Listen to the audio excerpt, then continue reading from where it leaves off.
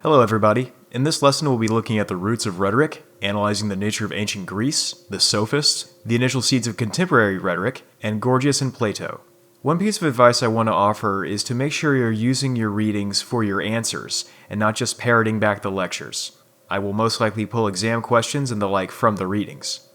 Also, in terms of answering the question directly, feel free to quote the readings. This backs up your argument and is an important skill to develop for your writing, as well as your ability to make arguments in and of themselves. You don't want to find yourself in a pop quiz type situation and not be able to remember the difference between Gorgias and Plato's work on Gorgias. Some key terms for today are assembly, citizen, dialectic, noumenal, polis, sophists, and sophistry. Okay, so to start off this lecture, let's talk about ancient Athens itself as a place. One thing to think about here is the geography of all the places from where all these interesting thoughts emerged. Athens itself, and the surrounding area it ruled, Attica, was not big.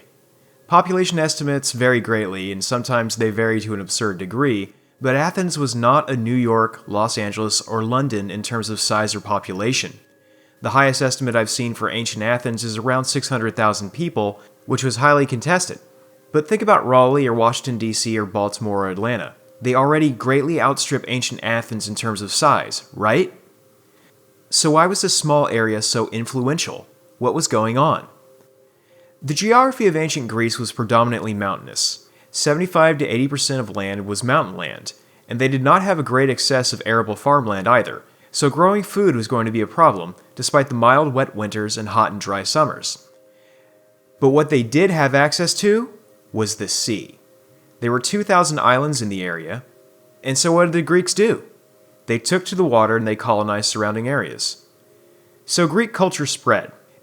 And what was Greek culture like before the Common Era? Way back there in the BC days? You had religions where gods and goddesses were modeled after humans, and where ideas were challenged by philosophers. You also had a close and intense connection between art, sports, culture, and religion. You had Homer, not Doe Homer, but Homer, cooking up stories like the Iliad and the Odyssey, with the long dialogues and extended speeches that came along with a shift from poetry to prose.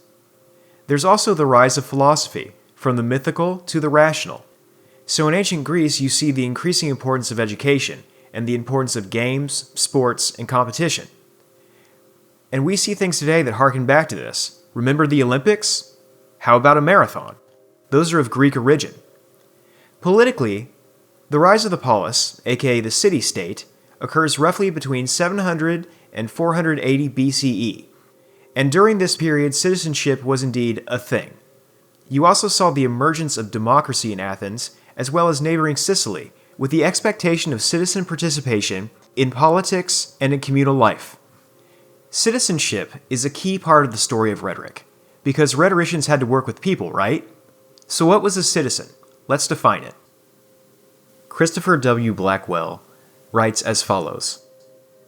Under the democracy of Aristotle's time, after 330 BCE, young men were enrolled on this list, meaning a citizen's list, when they were 18 years old, then spent 2 years as military cadets, or ephebes, after which they were members of the citizen body. The assembly met so that the male citizens could discuss the affairs of the city, and such discussion required that each citizen have freedom to speak his mind. This freedom was vital to the proper functioning of the assembly, whether the issue at stake was some important public policy or the rights of a single citizen.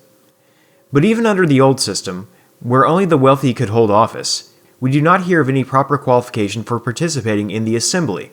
Even the poorest citizens were eligible to meet on the nix and speak their minds. As Athens became increasingly democratic, the city began to pay its citizens to attend the assembly. First 1 obol per meeting, then 2, then 3. Citizens had the right to meet at what was called the assembly. This assembly definition comes to us again by way of Christopher W. Blackwell. Quote, the assembly was the regular gathering of male Athenian citizens. Women also enjoyed the status of citizen, but without political rights.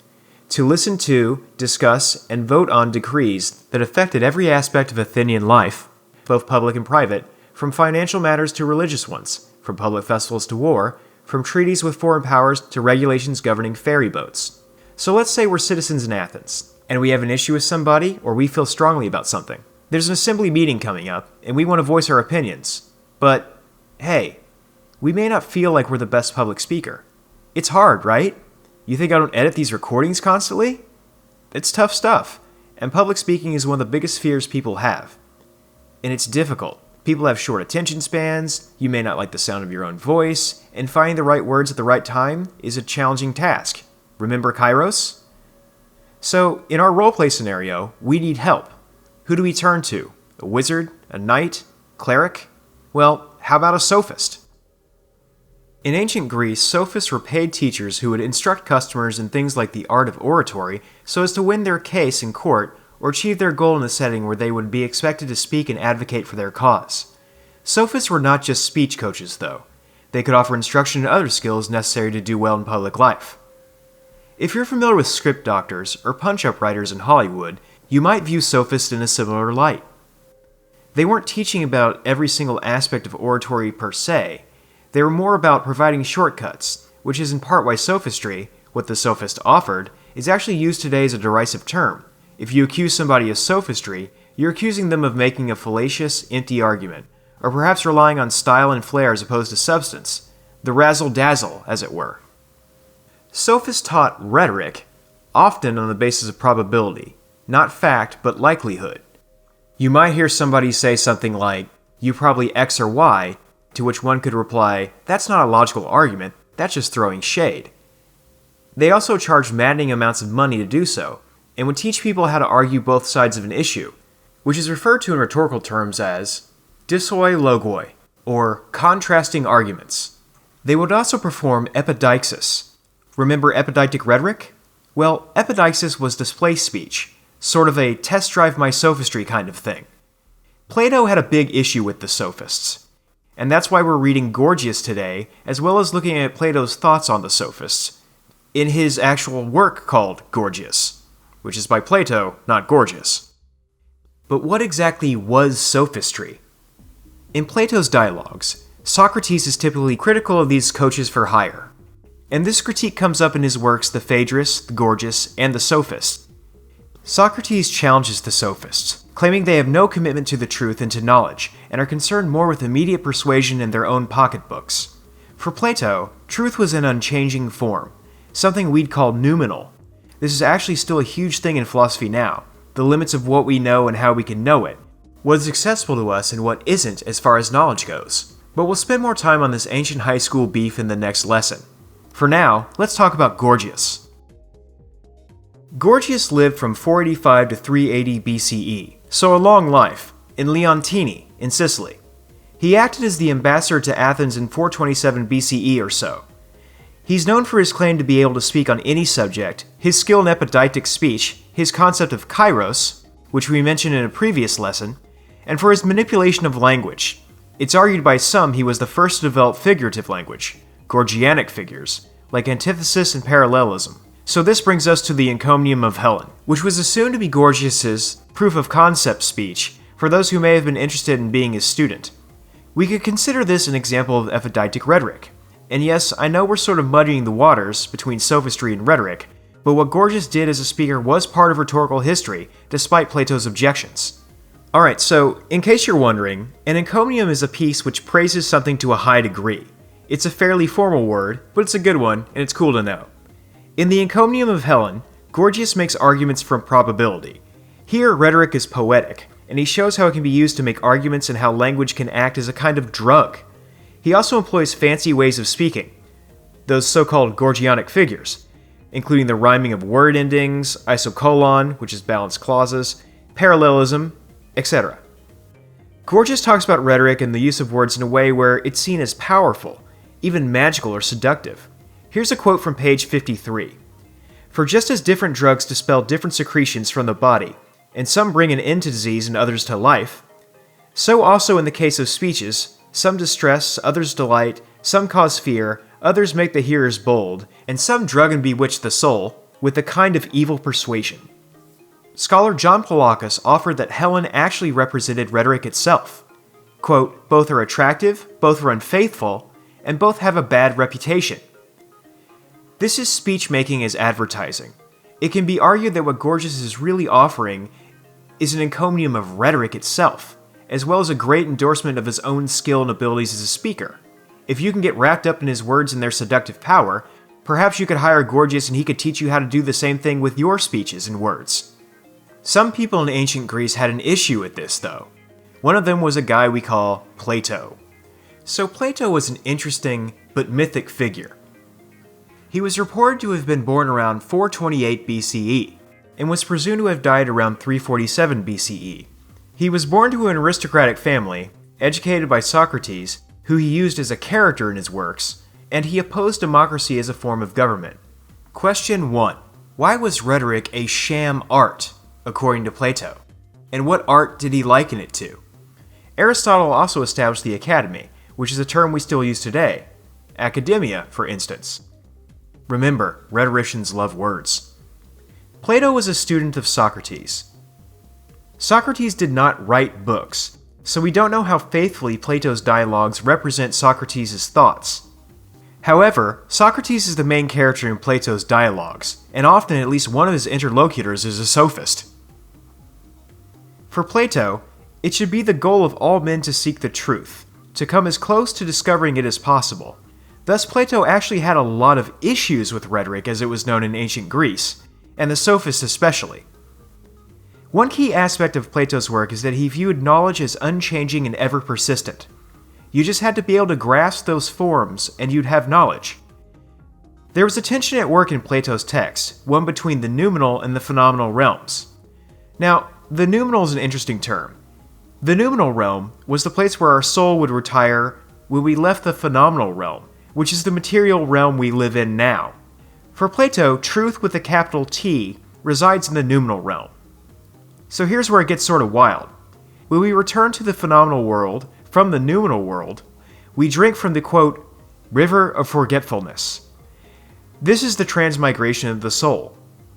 Our duty in the phenomenal world, according to Plato, is to attempt to recover and recollect as much as we can of the truth, again with a big T, of the noumenal world.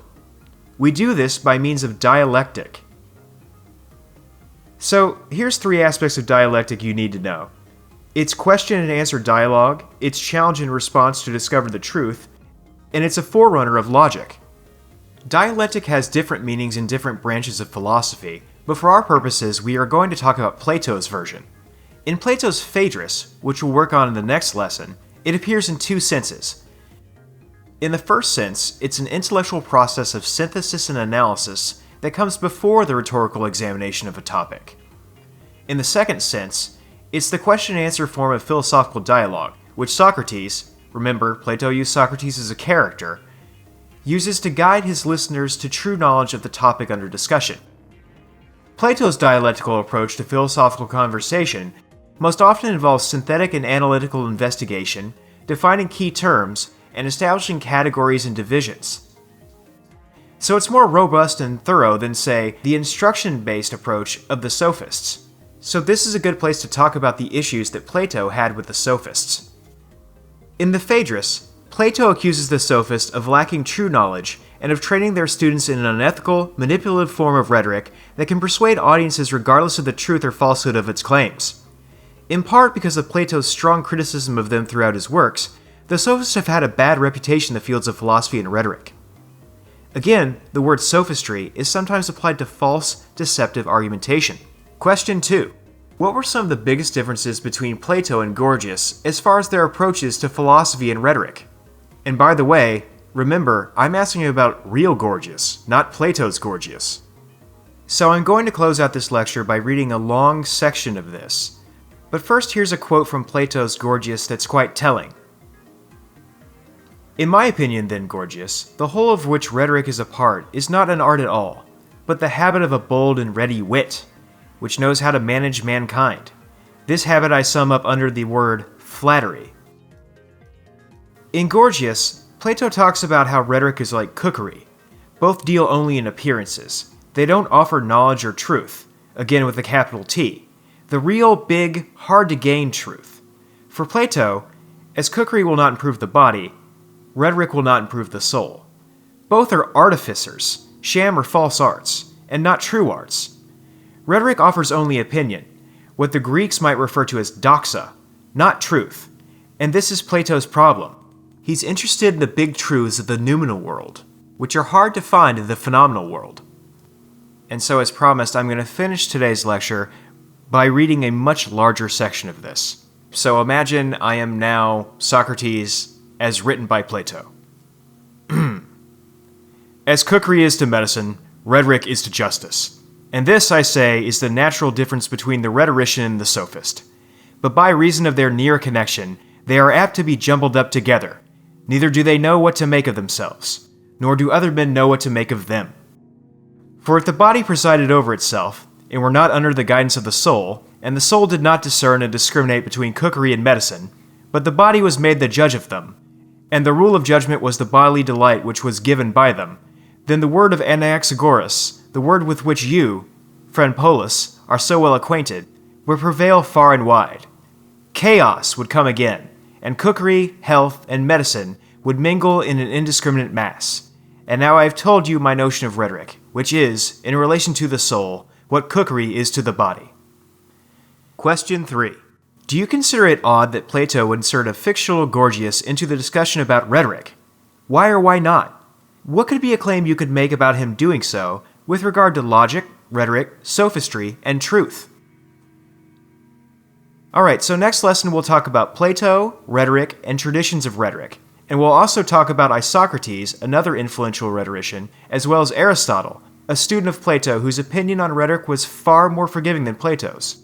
Until then, take care of yourselves and please do get your discussion posted on time. See you during office hours. Bye-bye.